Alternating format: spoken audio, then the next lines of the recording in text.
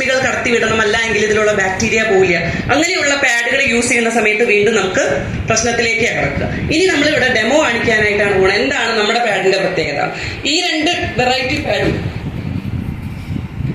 പക്ക കോട്ടണാണ്. ഇതിന്റെ first layer കോട്ടണി soft layer ആണ്. ഉള്ളിലത്തെ പൾപ്പ് അമേരിക്കൻ വുഡൻ പൾപ്പാണ് നമ്മൾ യൂസ് ചെയ്യുന്നത്. മരത്തിന്റെ പൾപ്പാണ് യൂസ് ചെയ്യുന്നത്. അതുകൊണ്ട് തന്നെ നന്നായിട്ട് അബ്സോർപ്ഷൻ നടക്കും. വരുന്ന ഡിസ്ചാർജ് എന്ത് തന്നെയാണെങ്കിലും എല്ലാ ഭാഗത്തേക്കും ഈക്വൽ ആയിട്ട് ഡിസ്ട്രിബ്യൂട്ട് ആവുന്ന എത്തും.